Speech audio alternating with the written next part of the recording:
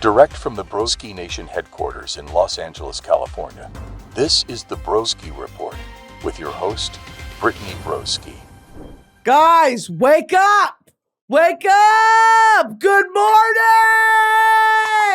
Put some eagle screeches over this. Good morning! Oh my God, it is good to be alive today, church. Can I get an amen?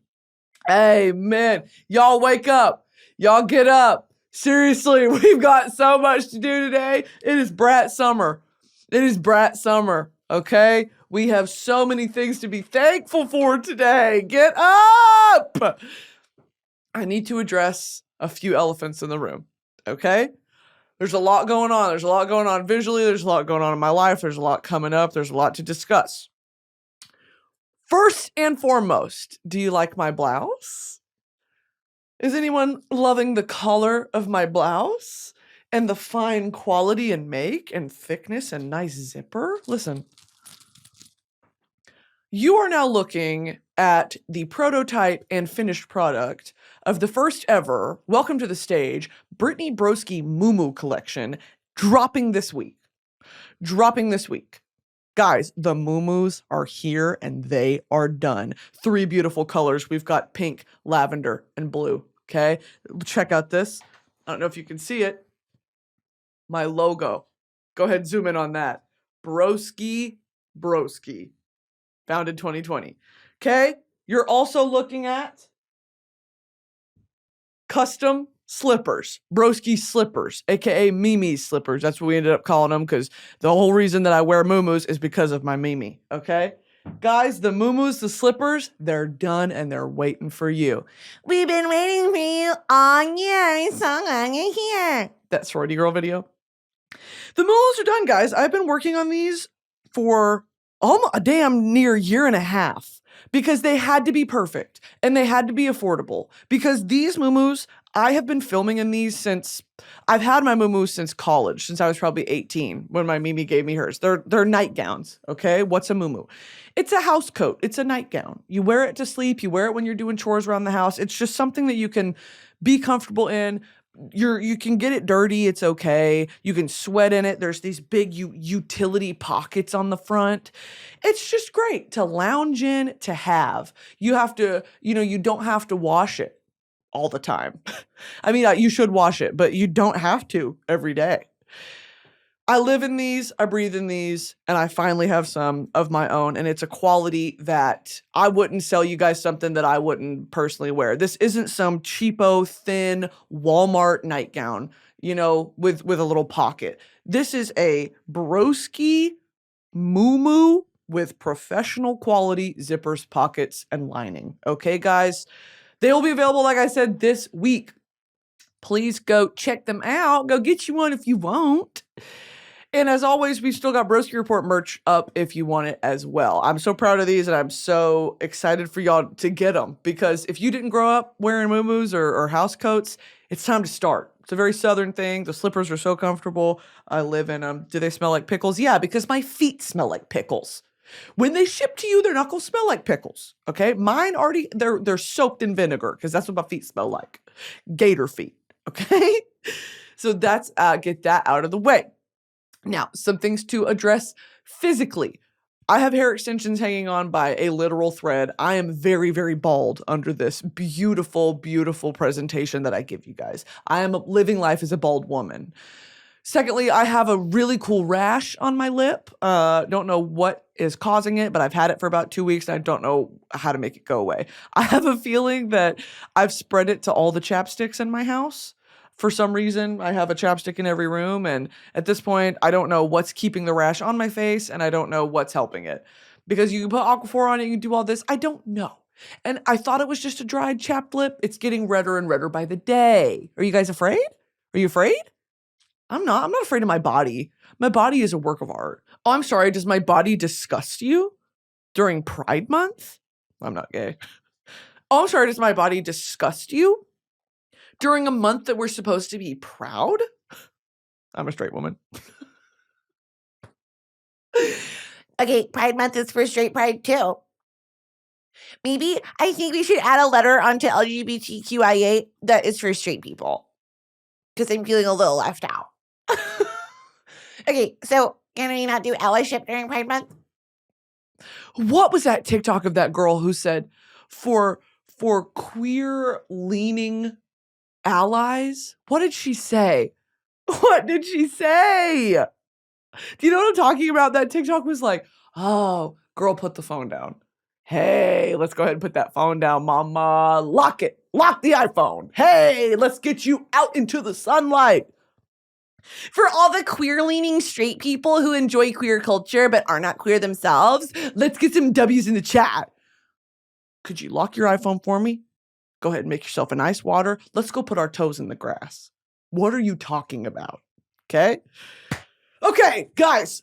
On top of what's physically wrong with me, I've got some crazy ingrowns going on my legs that itch and are like bright red to the point where they're turning purple. We'll get into that later. New addition to the Sovereign V on the desk of the Broski Report. Okay, we've got my protectors as usual. It's me on the Iron Throne, which of course we're going to talk about House of the Dragon in a second because we're going to do it! We've got me on the Iron Throne because that's where I belong. Night King, as always, banished to back here. Kylo Ren, Mandalorian on my flanks. They're protecting me. Ghost from Call of Duty, Jack Skellington, sort of taking the front. Okay, I am now in this position. I am a little bit exposed. If we were actually going into battle, I wouldn't be in this position. Also, my throne is stagnant, you know. This is sort of when you approach the throne room, this is how it looks.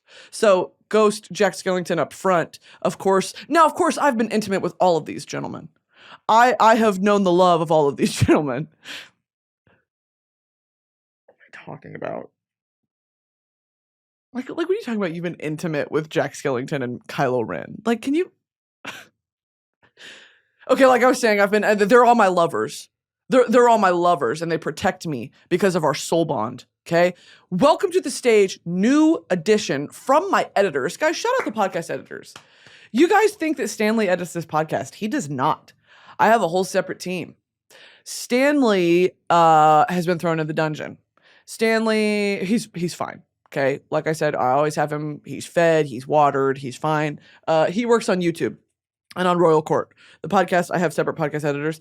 They sent me a little gift because I made a TikTok talking about how much I love miso soup, how much I just really enjoy a fish paste. They sent me this. It's a little miso soup. It's a little miso soup. And it's got tofu on it with little seaweed. Yeah, he sent me this. I said, that's really sweet. He's got a smiley face. So now, as a treat for, of course, my lavas, the lavas, I've given them some miso soup to sort of munch and suck on. So welcome to the stage, my miso soup. Okay, let me go ahead. I'm just going to knock these off. Moo-moos, hair extension rotted, rash on my lip, introducing miso soup. What's next?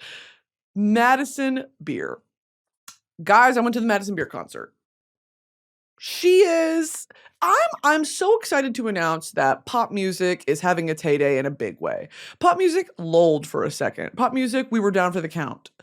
Pop music enjoyers, we were, I think, being a little too forgiving, okay? We don't have to now. It is so back. Madison Beer, pop diva princess. Pop princess. Puts on a beautiful show, crazy voice. She doesn't get her flowers enough for how crazy her voice is. Like, she's doing Ariana level vocals on stage, and people are like, they just don't talk about it. I don't know why. It's the weirdest thing to me. I'm like, why are there not compilations of Madison Beer hitting the, like, high B flat or whatever that is? Like the F4 or whatever. Like, it's there. She's doing it. Anyway. Madison Beer, incredible concert. I brought my sister, who is #1 Madison Beer stan alive, and my mother. They're here visiting me right now. I banished them to the other side of the house. I was like, you can't look at me while I do this, bro. While I'm in my mumu, while I'm talking about Kylo Ren being my lover, you guys can't. I think on like a humiliation level, that's a sort of humiliation ritual. If I'm like, yeah, you guys come watch me do this. What? I can't. Now, will this be published for, hundreds of thousands, millions to see? Yeah, that doesn't bother me. If you are in my house watching me do it, that's different. I can't do it. I clam up. I absolutely can't do it. So anyway, we went to go see Madison Beer. Incredible show. The next night, me and my mom went to go see Luke Combs. Incredible show. Because I am nothing if not versatile, and I am nothing if not a redneck at heart, okay? Luke Combs, we went to this concert. Of course, he sold out SoFi Stadium 2 nights in a row. Crazy. I always forget there are country music fans in Los Angeles. Something about SoCal. I don't know if it's like that wannabe cowboy thing or if there really are like, I don't know. There's no ranch land out here. You guys are just like on the vineyards, like Luke Combs and Luke Bryan. It just really gets me through the day.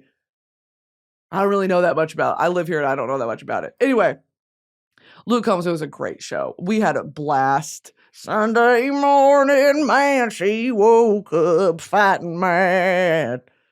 Really, really great show. He stood out there so like the show ended, everyone's leaving. He's on stage for probably like 15, 20 minutes just signing stuff.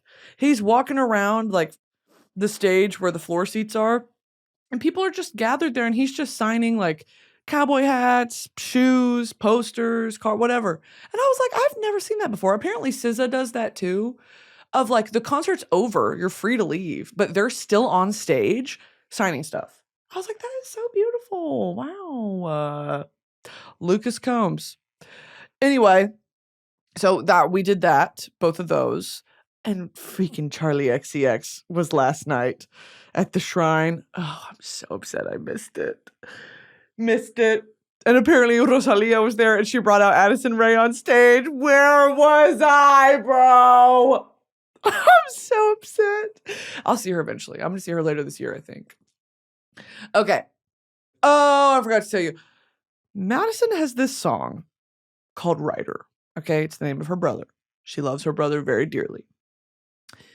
This song, while she's singing it, like she sat on stage with, two guys playing guitar, and it's just a very emotional, beautiful, vulnerable, raw emotion moment.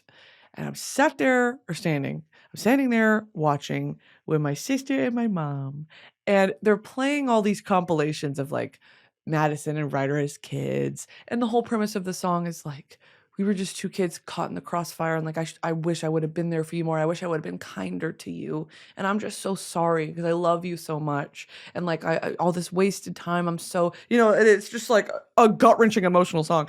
Playing this compilation. I have chills on my body, actually, if you can see that. I just got chills everywhere.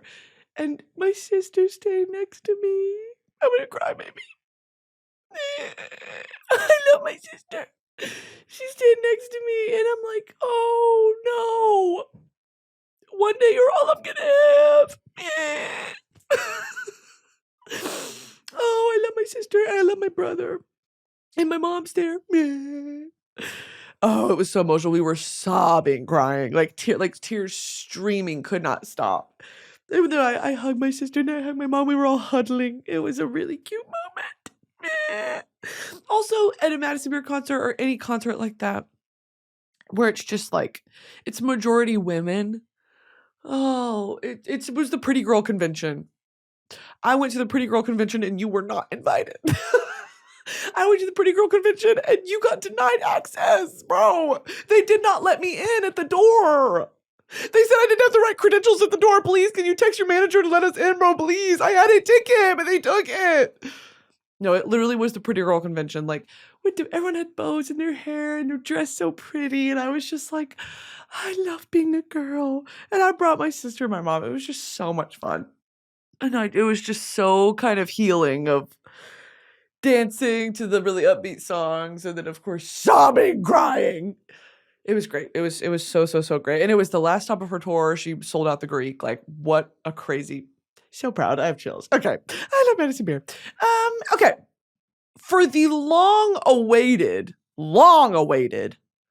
Taba squishy review. Okay? Everyone listen to me. These were shipped to me maybe a week and a half ago. I got these right after. Oh my God, we have to talk about the House of the Dragon premiere too, because I guess I'm engaged. I guess I'm an engaged woman. The Taba squishies. Okay, guys, I spent $90, as you all know. Oh, crap. The other one's it's in my room. Should I go get it? I'll go get it. I'll be right back. This episode is sponsored by Blissy. Set yourself up for better sleep with Blissy's award-winning 100% mulberry silk pillowcases. These pillowcases have saved me from having a rat's nest in the morning when I wake up because I thrash around when I sleep. I literally travel with them to hotels. They're so good. Silk is what is best for your hair and skin. It reduces frizz, tangles, and prevents breakage. That's because it keeps the moisture in your hair and the skincare on your skin instead of cotton absorbing it. It's time to wake up with healthier and shinier hair. There's a lot of dupes out there that claim satin can be an alternative to silk, but that's just not the case. Satin is made from synthetic fibers like polyester, while silk is a luxurious all-natural fiber. Silk is more breathable, moisture-wicking, and gentle. It's also more durable and long-lasting. Think of it as an investment in getting better sleep and waking up feeling ready to take on the day. Blissy pillowcases are made of 100% mulberry silk, which is naturally hypoallergenic, so you can sleep more comfortably without itching or rashes. And unlike other silk pillowcases, these are of the highest quality silk and are machine washable and durable. Like I said, these pillowcases have saved me from having a rat's nest when I wake up in the morning. Everyone loves them, you love them, I love them. They have a ton of different prints and colors, and they make great gifts because there's an option for literally anyone. Hey, men love them too. They have over 1 million raving fans, and you could be next. Try now risk-free for 60 nights at blissy.com/broski and get an additional 30% off. That's BLISSY.com/broski and use code broski to get an additional 30% off. Your skin and hair will thank you. This episode is sponsored by Stitch Fix. It is time to transform your wardrobe for the summer and fall. My Stitch Fix stylist helps take my wardrobe to the next level. She knows what works for me, sometimes even better than I do myself. She helps me discover new things about my style. It's like my stylish best friend is shopping for me, seriously. You know that confidence boost when you get to put on a really amazing outfit? That's what I get from Stitch Fix. When I look good, I feel good, and it shows. I just give my stylist my size, style, and budget preferences. I order boxes when I want and how I want, no subscription required, and she sends 5 just for me pieces, plus outfit recommendations and pro styling tips. I keep what I love and send back the rest. It's that easy. My stylist sends personalized pieces and the fit is amazing. It's like she reads my mind. I'm super into like European girl summer vibe right now. No graphic tees. That's how they know you're American. My stylist found me some adorable skirts that I can pair with some like basic tops. Stitch Fix makes it all so easy. I get outfits that make me look and feel really good, and I don't have to shop. If you don't love something, just send it back. Shipping, returns, and exchanges are always free. Style that makes you feel as you look. Now's the best time to get started at stitchfix.com/broski and get $100 off. That's $25 off your first 4 fixes for a limited time only. That's stitchfix.com/broski for $100 off. stitchfix.com/broski. You must redeem within 7 days of sign up. Offer does not include kids fixes. Okay, sorry about that. I was playing with this last night, so it was not on my radar.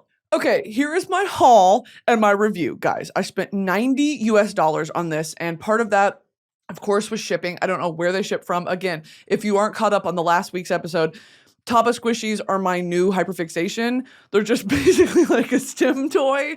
27, by the way. I am 27 years old. Like fully a tax-paying adult. They're my new favorite STEM toy, and I found them on TikTok, and I'm pretty sure it's a child that runs this account, and then the mom, I think the mom helps with the business like side of it, like getting the orders shipped out and whatever. So I found this account, and it really is just like the most high quality. It's called Mooncat, okay? And she'll go live, and she'll test them. And she'll be like, guys, link in my bio. And I went ahead and followed the link in the bio, purchased 1, 2, 3, 4, 5, and then I got a free gift. Really just gorgeous work, gorgeous handiwork. I'm going to try to give you guys a review where you can see it. Okay, let's start first and foremost with my favorite one. This is the one that I'm really going to every single time. Let me get it prepped for y'all. This is my waffle. This is my waffle. It's just a waffle with like what looks like an ice cream scoop on it, and it's got some little sprinkles on it. Okay, now this texture really actually pisses me off because of course, what you think I'm not going to touch it? They're like, don't take it out of the plastic. Immediately I took it out of the plastic and I regretted it because I'm stupid. Look at this texture. when I put my finger in it. Oh, I hate that, dude. Look, your finger like comes with it. Can you see that? I need to suck on it immediately. Okay, here is the review. So you sort of, I don't know, this is it. You just squitch it. Like, and I guess that's it. I literally travel with this now. And I don't know what that says about me. If you see me at the airport and you see me going ham on this, that means I'm stressed out. That means don't talk to me. I'm stressed out. Okay, so this is the waffle. I would say this is probably my favorite one. This is the one that I really gravitate towards. I think it's the most visually pleasing. I love something that looks like real food. So again, this is my, can you see, is it focusing? This is my waffle with ice cream. I rate this a 9 out of 10, seriously. I only wish that I could eat it. Okay, next up in the line, I got a pink donut with what looks like cum on it. I got a pink cummy donut. That's this one. Pink cummy donut with some blood clots and some, I don't know, like banana cream on it. There's sprinkles on it. And of course, what does this say on the front? Small happiness delicious. And I have always said that, and that is so true to me. It's one of the true small truths in my life. Small happiness, delicious. What does that mean? I don't know. And then on the bottom it says, believe is sink into. Believe, sink into. Oh, believe, sink into, small happiness, delicious. Maybe that is what it is. And there's this fun little charm on it. Guys, you can put it on your carry-ons. You can put it to go. You can, I don't know, hang it over your bed like a baby cradle and play with it like a cat toy. There's so many things that you could do with these Taba squishies. I can't tell you enough how excited I am. So this one, small happiness, delicious, okay? This is not as visually pleasing to me because I'll be quite honest, I don't really know what's going on. It looks like there's pimples on it, but there's also like sprinkles. This one is fun to play with because there's more texture to it. She added these little sprinkles that are, it's like hard and I need to bite into it real bad. This one I have not taken out of the package because there's kind of loose things on it. This one I'll give an 8 out of 10 because of this sort of, if you can hear that. Okay, that sort of element is fun to play with me, but I do get annoyed after a while. 8 out of 10. Again, with waffle coming in first. This one was a free gift with purchase because I spent like $1,020 at this place. I got a free gift. This is just one of those little, schmegma looking cat paws that they're like, don't take it out of the package. Let's take it out of the package. Free gift with purchase. All you have to do is spend $90. Let's get this shit out of here, bro. Okay, here's the Taba squishy on my hand. I hate it. I hate it. I hate it. I hate it. I need to lick it. Cause like, what is that? Like, what are you talking about? There's no smell to it. I smell the bag. That's what I'm smelling. But like, that is about to piss me off. I don't know what it is. Do you hear it? I don't know what it is. And the more that I touch it, the more dirty it gets because I guess I just always have feces on my hands. I don't know. And I'm not really a big cat person, so the cat paw doesn't really mean much to me. But I have sat here and done this, and I'm like, I guess I get it. I guess I understand. Okay, so this one, I don't know. I don't really like the transparent see-through ones. It's kind of, also it's not see-through anymore because I've been touching it so much. I give this one a 4 out of 10. It feels like a booger to me. It feels like schmegma ever since someone said that on the thing of like, it's not schmegma, stop saying that. Why are we even talking about it? What do you mean your toy looks like discharge? I think you need to be jailed. Yeah, this was a 4 out of 10. I appreciate the thought of like free gift with purchase. Like, thank you. She really saw my order and was like, $90? Yeah, I'll throw something extra in there. She's keeping the business afloat. And you know what? After all this, because we're going to get to the big one in a second. After all this, I feel like it needs to be said that I would purchase again. I feel like I need more. I feel like I need a collection now. And every time I bring a suitor over, a young gentleman, ew, no shit all over it. I shouldn't have taken it out. Every time I bring a young suitor over, a young gentleman, or, oh, y'all, I had a horrible experience recently with a young gentleman. Left me crying and in tears. And I blocked him, and I'm never talking to him again. 2 guys, actually. I blocked 2 guys. Because I'm at the point in my life where I've always been like, what do you mean you blocked someone? Like, I've never blocked someone in my life. It's never been that serious. And now I'm like, this drop of a hat, I'm like, I'll block you. I don't give a fuck. I really don't care. Like, if you look at me funny, I'll block you. I just don't have the time for it. I don't have the patience. Like, it is a privilege to get to talk to me and share my company. And if you don't value that, you don't get it. You don't get access. It is a privilege to talk to me. And I don't just mean that because like, I mean like anyone should have the self-worth to be like, it is a privilege for me to choose to share my time with you. And if you don't value it the same way that I value it, you're gone. So that's what I had to kind of do this past weekend of like, you just don't actually give a shit about me as a person. You don't value my time. You don't like, it's done. It's done. You're never going to hear from me again. And you've lost access to me. Hope it was worth it. So moving on. I did go ahead and get weird hairs and there's something chunky in it now. And I have to take full credit for that because I did take it out. And I think that speaks more to the filth that lives on my hands. If you did like a little swipe and put whatever was on my hands in a petri dish, it would grow. Yeah, it would grow. You could make a colony. Okay, before we get to the big girl, I'm just going to give a warning. This one jingles. Okay, so it might be a little annoying. If you have a cat, maybe turn the volume down. This is a little cupcake. It's a little cupcake. It's really tiny. And it's got sprinkles on it. 27. This is a keychain, which I do believe is very smart. This one has sprinkles, which I like because, like I said, it gives it texture. It gives you something to play with. And I honestly, it is a feat of engineering to me how they do this. Because the cupcake wrapper is one color, and then obviously the little icing is a different, and then the little sprinkles. And I got two, of course. One is circular sprinkles, and the other is a purple cupcake with, you guys don't care, with rectangle sprinkles. I got so damn annoyed with this little bell. I had to take it off. I threw it away. On the other one, I was like, I'm so sick of it. I'm annoying myself. Like, I'm trying to just play with my squinch, and the bell keeps going off, okay? This one's cute. I give this one an 8 out of 10 as well. Nothing is kind of comparing to the waffle for me so far, because this one is really gorgeous. I like the food-looking ones, and the other ones just kind of fall short to me. Because I need to believe, the appeal to me with this is that it's edible and that I want to suck on it. And if there's no appeal to that, with anything in life, if I can't suck on it, I don't really want to deal with it. So that is my cupcake jingle bell. And she did go ahead and give me an additional keychain, an extra keychain. What is this character's name? It's a Sanrio character, I think. He's the little yellow Zorg.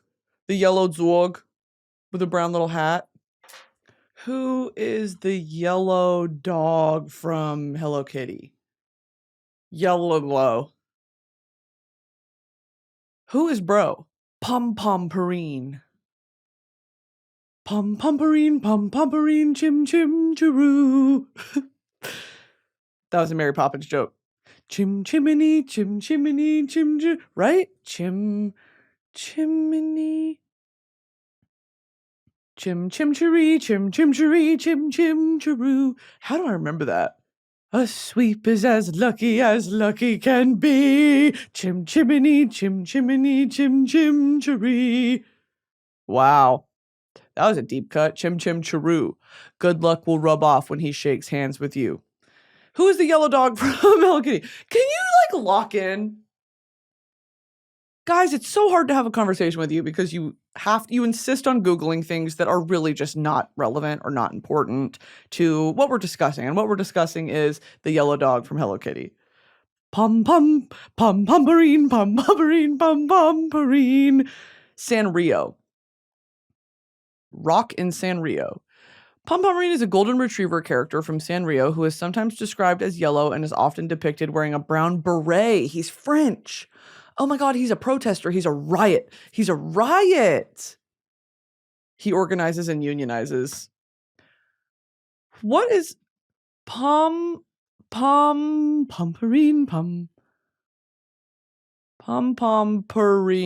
lore? Hello Kitty wiki. Here we go. I'm going to hold him while I read this. Pompompurin is a good-natured golden retriever dog character introduced by the Japanese company Sanrio in '96.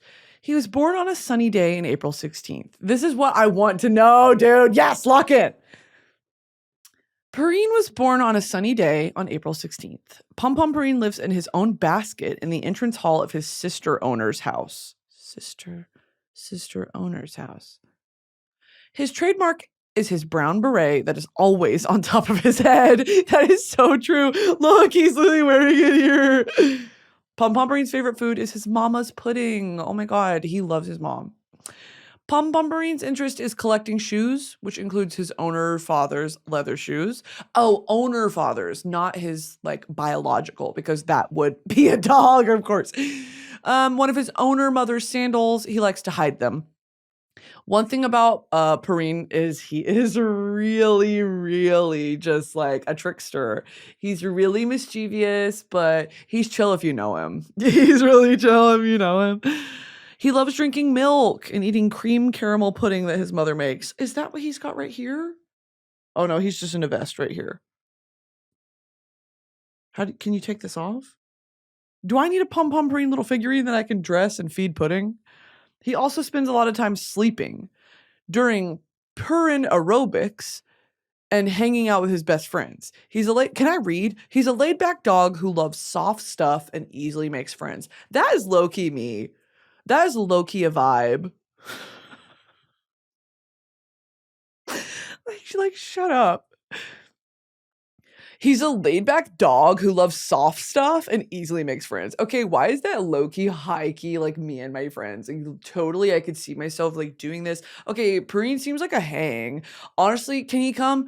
Yeah, he can come, like, no +1s. Like, he sounds chill, but I don't know him. I've never met him. Like, it's my house. You know, I don't really, we need to suss the vibe. STV, suss the vibe before he comes over, because that's your homie, bro, and I'm sure he's nice, but I don't know him. And I just don't really rock like that. So before you bring her, can you ask Kitty if you can bring Perrine over? I mean, I guess like it's Kitty's house. It's not my house, but like I'll text her. He's a laid back dog who loves soft stuff and easily making friends. Okay, we got that. We established that. He dreams of being even bigger. He perks up when he hears his owners say, "Let's go out," and he'd rather not hear, "Stay." He is such a dog. Pompompurin's best friends include a hamster called Muffin. I have got to see Muffin. Show me Muffin. Muffin. Oh, that's Muffin. House of the Dragon ad, period. Muffin. Oh, I'm rocking with Muffin. He's a brown and white hamster.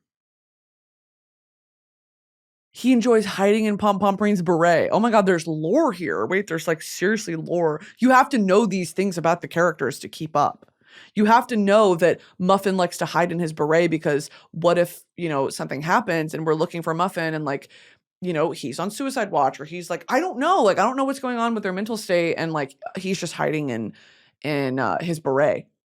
You know, you need to know to look there. Like, you need to really know if we're doing a wellness check where he might be, like where are his usual haunts? Where is he finding refuge? And that's actually going to be in Perrine's beret. A mouse named Scone. I'd like to see Scone, and a bird named Custard. Scone. Oh, I don't like Scone. Scone's annoying. Let's see the bird named Custard. I think I'll like Custard. Yeah, Custard's real cute. Oh, I love Custard. Look, he's so tiny. Look. He's really tiny. Damn it. I love Custard. Why is his name Custard? Okay.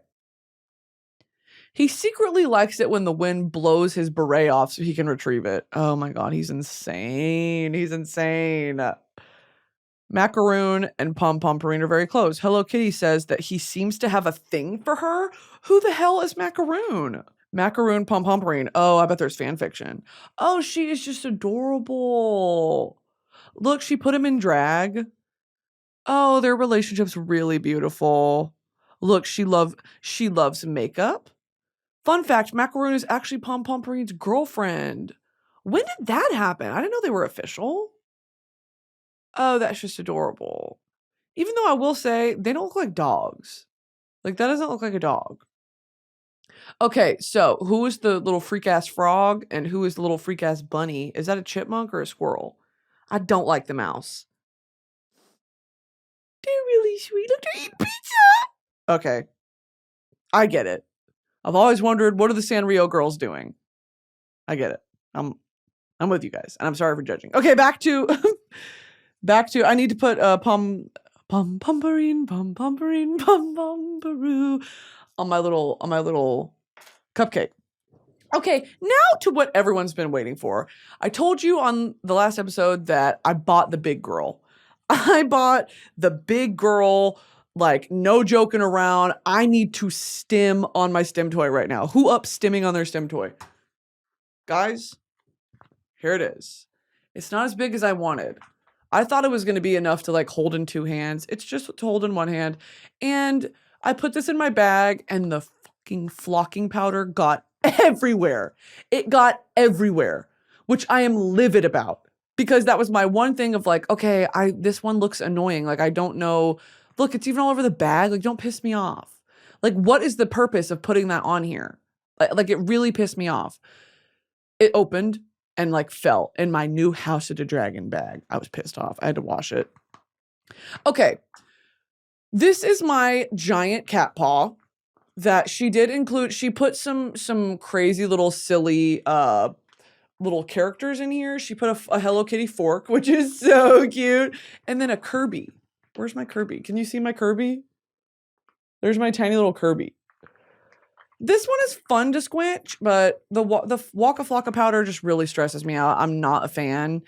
It feels like human hair that I'm like, how'd that get in there? It's fun to squinch, but it doesn't, it goes back to its shape way faster than the waffle. See, like when you squish the waffle, you got to give it time to go back to how it was. I'm giving you guys an in-depth review because this is what you wanted. This one, the colors are very beautiful. It's very pastel Easter. It's got a little fork, you know, that you can stab, which I do enjoy doing that. Yeah, this one, maybe I should give it more of a chance because these little, I don't know, the way it jiggles pisses me off too. I would not buy this one again. I do not like the flocking powder, but if you guys are into the flocking powder, do it because it's your life and it's your money. And, you know, if you want to give $90 to Mooncat, you're not gonna like the haul every time, and that's okay. I give this one a 6 out of 10 because I do enjoy the weight, I enjoy the colors, I enjoy the Kirby. It gets deducted some for flocking powder because I keep imagining it being attached to my tonsil, and it freaks me out. Like if this was on my tonsil, I couldn't breathe, and then I would die. So that's my squinch review. This is yeah, I need to actually take this out and stomp on it. I think that would be very healing for me. Okay, so that was the Taba Squishy review. I give, all in all, I'll give on a mean, the average, an 8. Okay, we had some high-ranking ones, we had some low-ranking ones, an 8. I would give my experience with Mooncat Taba Squishy an 8. Thank you guys so much. This episode is sponsored by Rocket Money. Question: how much do y'all think you're paying in subscriptions every month? The answer is probably more than you think. Over 74% of people have subscriptions they've forgotten about. I apparently love to buy subscriptions to apps that I use once and then never open again. Rocket Money is a personal finance app that finds and cancels your unwanted subscriptions, monitors your spending, and helps lower your bills so that you can grow your savings. With Rocket Money, I have full control over my subscriptions and a clear view of my expenses. I can see all my subscriptions in one place, and if I see something I don't want, Rocket Money can help me cancel it with a few taps. I love how the dashboard shows me this month's spending compared to last month's, so I can clearly see my spending habits. Plus, they'll help me create a custom budget and keep my spending on track. Rocket Money will even try to negotiate lower bills for you by up to 20%. All you got to do is submit a picture of your bill, and Rocket Money takes care of the rest. They'll deal with customer service for you. Rocket Money has over 5 million users and has saved a total of $500 million in canceled subscriptions, saving members up to $740 a year when using all of the app's features. So stop wasting money on things you don't use. Cancel your unwanted subscriptions by going to rocketmoney.com/BroskiReport. That's rocketmoney.com/BroskiReport. rocketmoney.com/BroskiReport. Okay. What did I want to say next? Oh, we were going to look up the FNAF lore. Finally, dude. Let's get into the FNAF lore. 5 Nights at Frederick's. Five Nights at Freddy's. So, guys, lock in because I know some of you know this, but some of you are going to be like, what are you talking about? I did not grow up playing this game. I've played it on YouTube. It scared the living shit out of me. I don't enjoy being scared. I think that it's fun when you're with your friends, but this sort of shit where it's like you're playing it over and over and over and it's just jump scares, why? I don't get it. Like, what possible joy could you get out of it? The last time I played it, if you haven't seen that YouTube video, go watch it, literally started crying. Like, I started crying because I was so frustrated and annoyed and scared. Like, the fact that I kept getting scared. And guess what? I'm tucking my mumu up under my boobs. Don't care. You guys don't have to see it. You guys don't have to see it. That's what part of this is for. It absorbs sweat, and it does it very well. Oh, Five Nights at Freddy's full set, $4,000 on eBay? Like, what is wrong with y'all? The movie that came out, which, by the way, why did you make a Five Nights at Freddy's movie? And why is Josh Hutcherson in it? Why did you put PETA in it? Why is PETA Mellark in Five Nights at Freddy's? I thought he escaped. He made a good life for himself. A troubled security guard begins working at Freddy Fazbear's Pizzeria. While spending his first night on the job, he realizes the late shift at Freddy's won't be so easy to make it through. Maybe I want to see it, actually. It was a Universal Pictures movie. Josh Hutcherson, Liam Hemsworth, Katniss Everdeen. What is this cast? Hunger Games? Five Nights at Freddy's lore. All right, let's get into it. Should we go on Reddit or should we go on Game Rant? I feel like we need to go on Reddit. Can someone explain the whole FNAF lore? Oh my god, oh my god, oh my god, oh my god. Here we go. Oh, this is so long. Okay. William Afton and Henry Emily opened a restaurant around the early 70s named Fredbear's Family Diner, which quickly evolved into a chain of restaurants known as Freddy Fazbear's Pizza, started in 1983, under the company of Fazbear Entertainment, Inc. At some point, both of them left the company, with an unknown individual taking over as CEO. Okay, well, that's like, let's pause there. What do you mean an unknown individual taking over as CEO? It was Elon Musk. Okay, so when Elon Musk bought 51% shares of Fazbear's Pizza, that was when, okay, and then they went full electric, and then, okay. And then they shot Freddy Fazbear out into space. Oh, and Freddy Fazbear got the Neuralink. That was, okay, I'm here. William Afton, who was one of the owners, William was secretly a serial killer. Okay, pause. What? William was secretly a serial killer using mascot costumes to lure, abduct, and murder kids? His motives aren't known, though widely speculated to be him trying to achieve immortality through researching the paranormal haunted metal known as Remnant, which he created through the murders. What, bro? The widely speculated to be him trying to achieve immortality through researching the paranormal haunted metal. Okay, you lost me. Let's move on. His first target was Charlotte Emily, the daughter of Henry. Oh, it was two dudes. William Afton and Henry Emily. I don't know why I figured it was a husband and a wife. Okay, gay. First of all, happy Pride. His first target was Charlotte Emily, the daughter of Henry. She became the Marionette, a ghost who took care of and helped awaken the other lost souls. What are we talking about? In 1983, William's younger son also died in an incident at the fault of his eldest, Michael. The younger son, name unknown, BV for short, his fate is still unknown, though often speculated to be connected to either Golden Freddy or helping Charlie with saving other souls. I will put you back together was the last thing said to BV by a debatable party, most commonly believed to be either William, Charlie, or Golden Freddy. I'm lost. Let's keep going. In 1985, William killed 2 kids, and 3 others were later connected to that incident, the Missing Children Incident, or MCI. He was arrested but released due to lack of evidence. 4 of these kids were Gabriel, Susie, little Jeremy, and Fritz, going on to haunt Freddy, Bonnie, Chica, and Foxy respectively, with Susie implied to have been the first to die. This is so dark. What the fuck are y'all playing on God's internet? What is this? The 5th is commonly believed to be named Cassidy, becoming Golden Freddy, though some think it's someone else.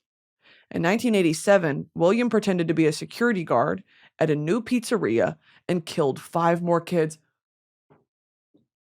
He was the security guard? He was the security guard? Yo! That's why he's like, wait. Okay, so he was like naming the tapes being like, hey, I am pizzeria. Sometimes things get a little crazy. It's because he's stabbing children. What are you talking about? We need a TV adaptation of this, and we need Pedro Pascal in it now. In 1987, William pretended to be a security guard at a new pizzeria and killed 5 more kids. DCI for short.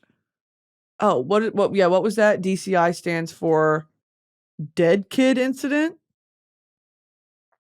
who went on to be the toy animatronics. This caused the unimportant Bite of 87. In 1990, which they talk about in the game, the Bite of 87, which like, what? In 1993, Mike, who the fuck is Mike? The son? William's oldest son, Michael Afton. In 1993, guys, you guys are confusing me.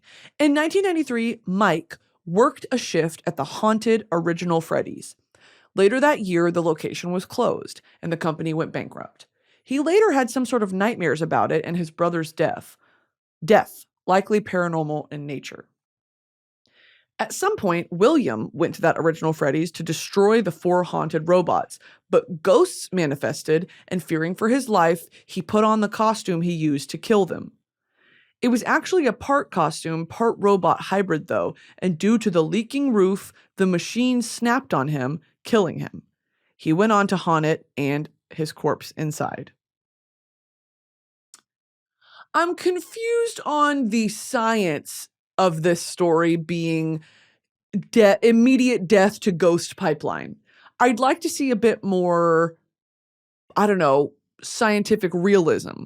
The body decomposing, okay? Maybe the ghosts or small children eating on the flesh of whatever.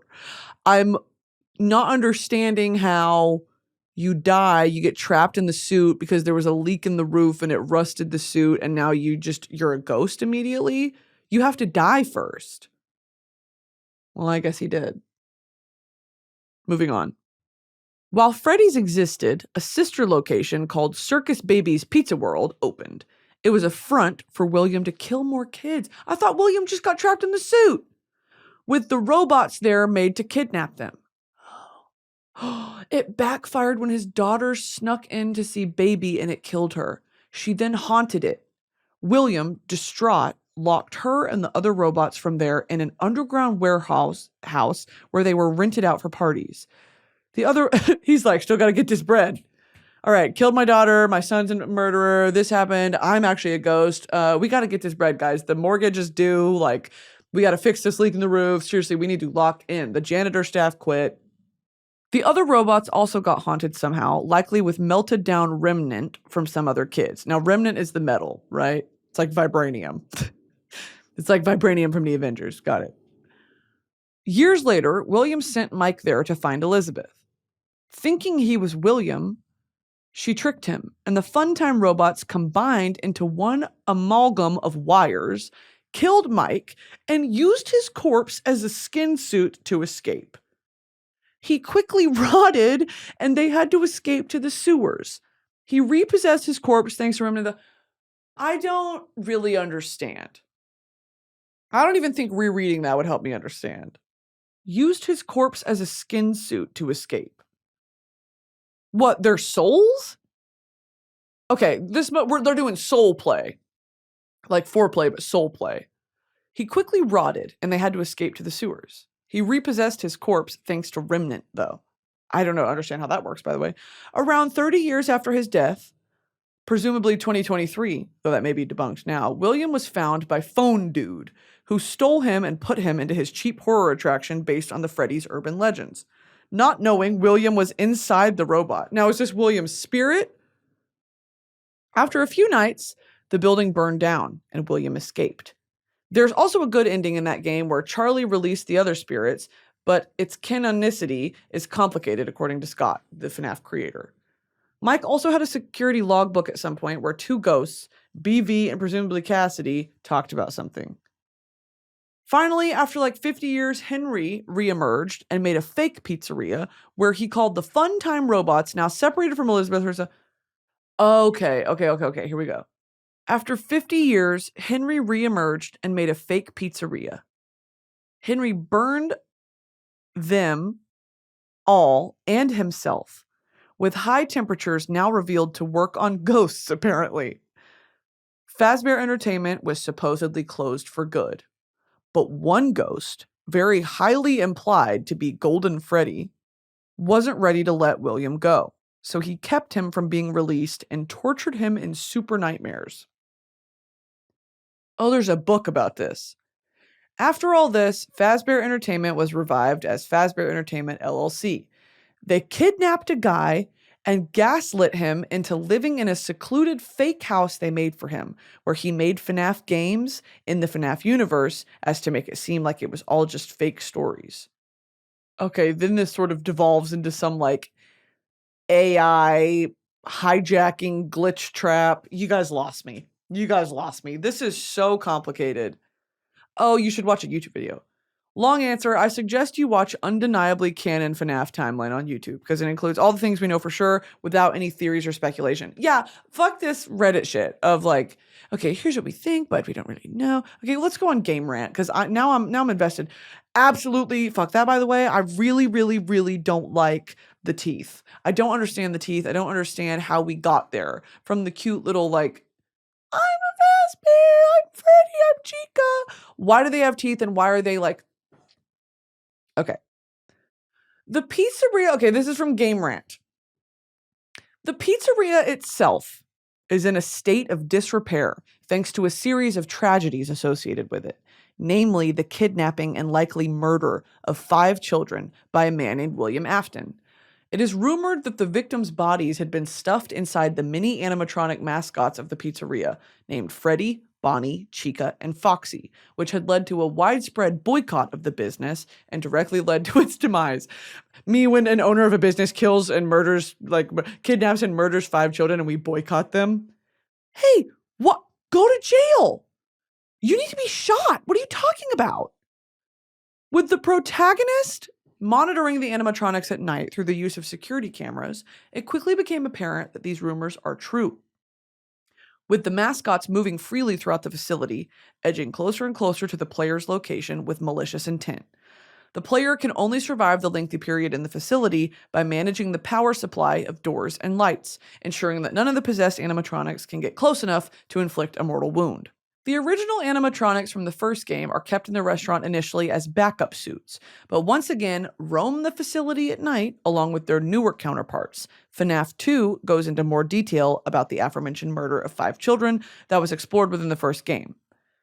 The perpetrator of these crimes is depicted as a sinister and gaunt purple figure, earning him the moniker of Purple Guy for most of the franchise's story. Following the murderous intent displayed by newly introduced animatronics in the title, the game ends with them being decommissioned in favor of the classic characters that dominate the first game. Okay. Oh, I hate that. I hate the freaking glowing eyes, bro. The third mainline installment to the FNAF franchise gave fans a huge acceleration to the series' lore and story, taking place 30 years after the events of the original game. So we're assuming that this was in the 80s, early 90s, okay? This game is set within a new establishment called Fazbear's Fright, a horror attraction attempting to capitalize on the sinister urban legends surrounding the restaurant chain. Once again, the player assumes the role of a night shift security worker at the location, with deadly paranormal encounters saturating the core gameplay of the title. The key lore from FNAF 3 stems from the introduction of a brand new animatronic known as Springtrap. What? This is not the one I played. Oh yeah, it is! Where you're in the bedroom? It is revealed through the same kind of minigames as FNAF 2 that Springtrap was formed from the killer William Afton, or Purple Guy, hiding from the ghosts of his victims in an empty rabbit animatronic suit. With the suit malfunctioning and trapping Afton inside, his spirit seemingly lingers on inside. Oh, okay, so that's terrifying. So we're letting the children, the youth of tomorrow, play this game. We're fucked. We're let the purple Enderman guy who killed the kids and was in the rabbit suit, they're gonna play this game and go on to vote for America in the future. Fuck me, dude. Enderman, the purple Enderman.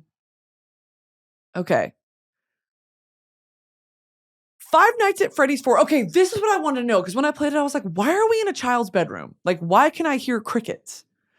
Five Nights at Freddy's 4 is one of the most unique installments to the franchise, taking place within a child's bedroom instead of a norm of a security office within a facility. With the player taking control of the child, it is revealed that the protagonist has an intense fear of the animatronics at Freddy Fazbear's Pizzeria, indicating that the title takes place before the events of the first game. The game's story chronicles the infamous Bite of 83, in which a child was tragically killed in an accident involving one of the animatronics at the facility. It is revealed that the protagonist of the game is the victim of this event, being relentlessly bullied by his friends and brothers over his irrational fear of the pizzeria's characters. During a birthday party at the location, his head was stuffed into one of the animatronic's mouths, with his tears causing a technical fault that caused the animatronic to bite down, killing the boy. What is wrong with y'all? What is genuinely wrong with you people? What is wrong with you people? This is so disturbing. During a birthday party at the location, his head was stuffed into one of the animatronic mouths, with his tears causing a technical fault that caused the animatronic to bite down, killing the boy. Right. Well, right. That's why they have like humanoid. Ew! Ew! No! No! The game's sister location explained how William Afton was the creator of the animatronics of Five Nights at Freddy's, with his daughter's soul supposedly possessing a smaller animatronic called Circus Baby, which predates the establishment of the Fazbear restaurant chain. During the events of Freddy Fazbear's Pizzeria Simulator, the player takes control of William Afton's son, Michael. With the animatronics of the franchise now being seriously dilapidated, so much so that they are now barely functioning and rebuilt scrap versions of their prior selves, it is revealed in the title that Springtrap survived the events of FNAF 3, now known as Scrap Trap. All right, you lost me. So there's a game called Security Breach, I guess. It just came out. Reveals that an entire mall has been created under the Freddy Fazbear franchise. Oh, I bet that's so terrifying. I bet it's so scary. Ew, like an abandoned mall that's dark. With the player controlling a boy named Gregory, who works alongside a new non-hostile Freddy to navigate the maliciously programmed animatronics of the facility. With the game culminating with a revisit to the ruins of the original pizzeria and the reveal of Afton's spirit living on as the even more disfigured Burn Trap, it's clear that the story of FNAF is not over yet. What was his name? Burn Trap. Burn Trap FNAF. Oh, right. Yeah, 100%. Duh. The most terrifying thing I've ever seen. Right. Yeah, duh. What is wrong with you guys? Oh, and DeviantArt. We've made it to DeviantArt. Okay. Oh, dude. Like, what do you mean children are playing this? I will say this. One of the most interesting concepts for a video game, movie, TV show I've ever heard. Like, one of the most original, scary, like, could have been, if they turned it actually into a horror film, could have been very, very, very scary. Because this is crazy. Why was Josh Hutcherson in it? And also, why does Josh Hutcherson speak Spanish? Need him. Also, why did it get such bad ratings? Why did the FNAF movie flop? The scary elements of the film ultimately fell flat and did not hit audiences the way that they had hoped. They managed to make the animatronics good guys and strip them of all their scary aspects for a large sum of the movie. Do I need to watch the FNAF movie? I need to watch the FNAF movie. Five Nights at Freddy's film flops despite Halloween hype. You're kidding. That's what they look like. Oh, this is like the original. My initial impression of FNAF film falls in line with my take on other movies based on video games turned internet culture icons. In that they are many years too late to capitalize on a trend. Well, that's the nature of movie making, babe. You have an idea in 2015, comes out in 2023. Okay, that's actually just how it's going to happen. Although Five Nights at Freddy's was announced to be in production by Warner Brothers, the film fell into production limbo, cycled through different writers and directors before finally being released on Friday in theaters and on distributor NBC Universal streaming service Peacock. This has been quite the year for Universal in terms of video game-related films, with both FNAF and the Super Mario Bros. Movie releasing mere months apart. So examining the Five Nights at Freddy's film from a strictly objective angle, not trying to read into any theory, the film is frankly disappointing. The plot of any individual FNAF game is nowhere near involved enough on its own to constitute a film's runtime. So the movie is instead a somewhat faithful recreation of the original game's story, but with some heavy creative liberties taken. Well, that's why it flopped. That you pissed off the game community. You pissed off the loyal, absolutely soul-involved community that knows all the lore, and you messed it up. That's probably why. All players knew about the original FNAF premise was that you played as a security guard named Mike Schmidt, who was the night shift guard at Freddy Fazbear's Pizza, a Chuck E. Cheese-esque dining establishment for kids. The restaurant's animatronics came to life at night and attempted to kill Mike ostensibly due to a mechanical issue, incorrectly identifying him as an endoskeleton needing to be placed back into its costume.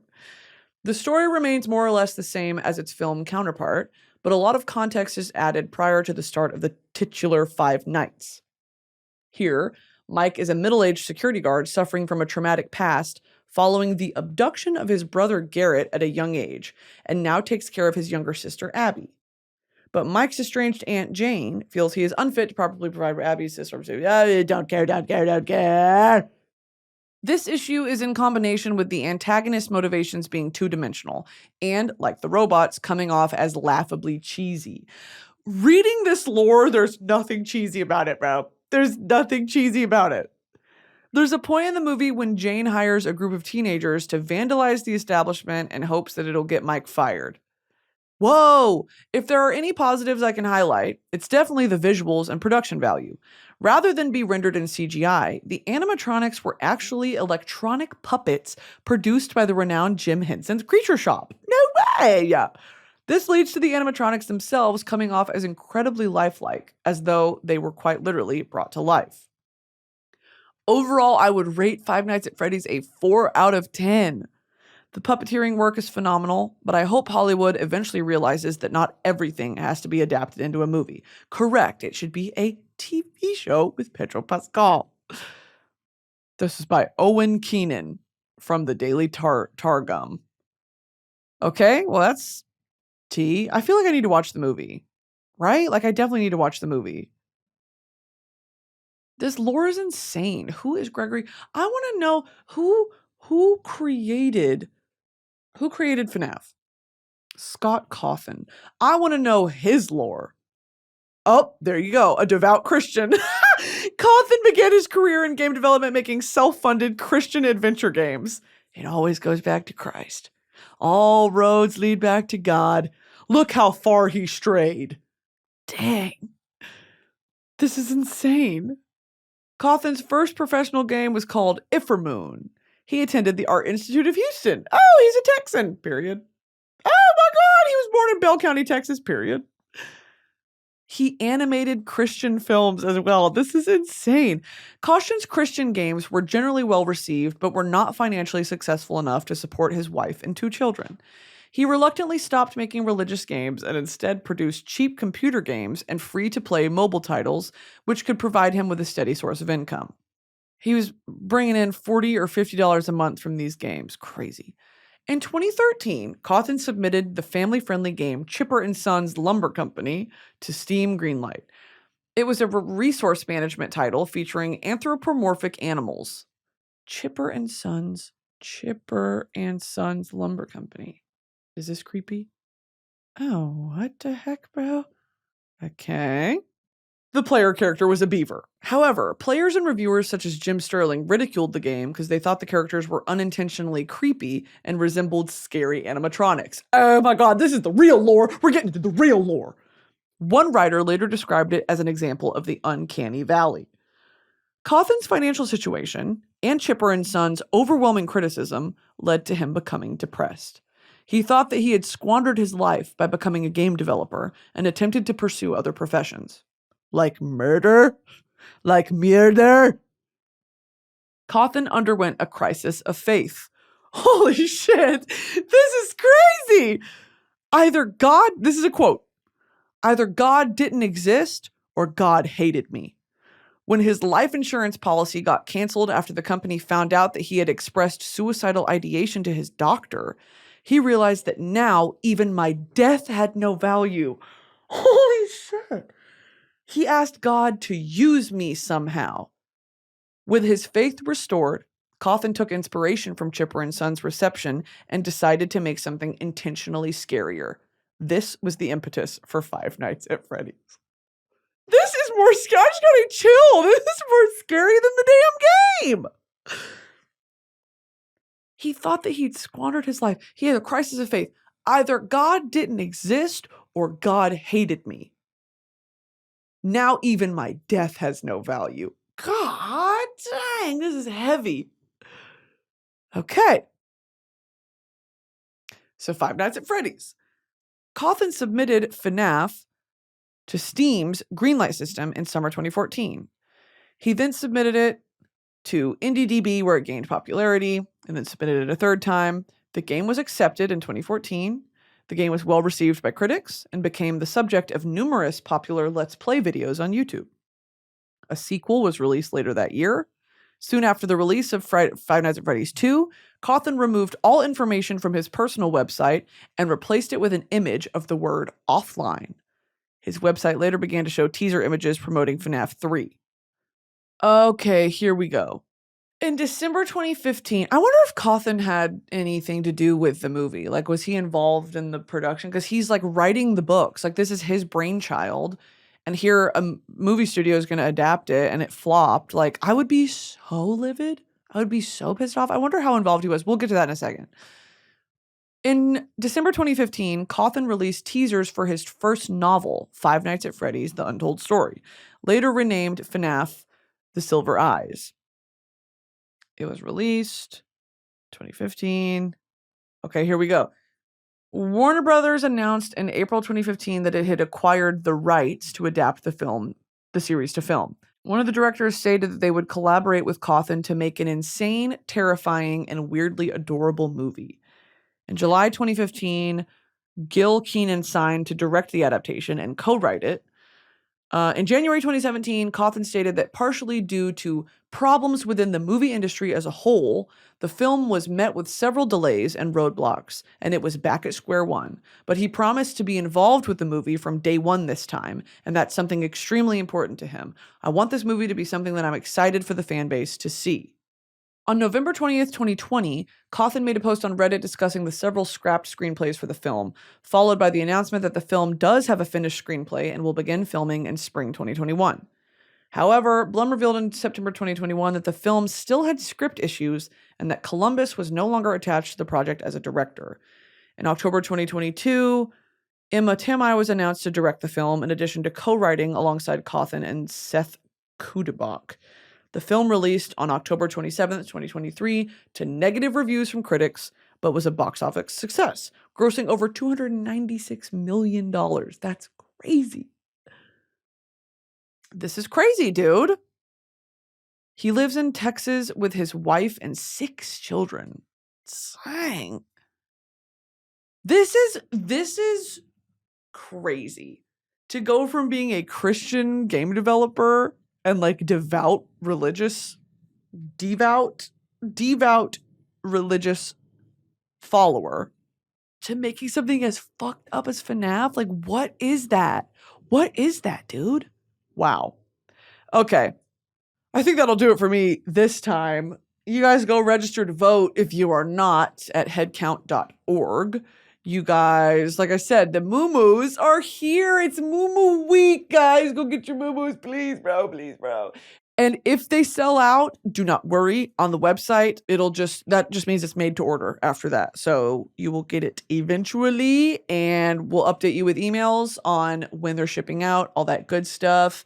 My Taba squishies are, of course, going with me into the living room. Love you guys. Thank you so much for listening and watching. Go watch my show, Royal Court. The most recent episode was with Cole Sprouse. Go watch my YouTube videos. I upload once a week. And thank you guys. Seriously. Okay, love you. Bye.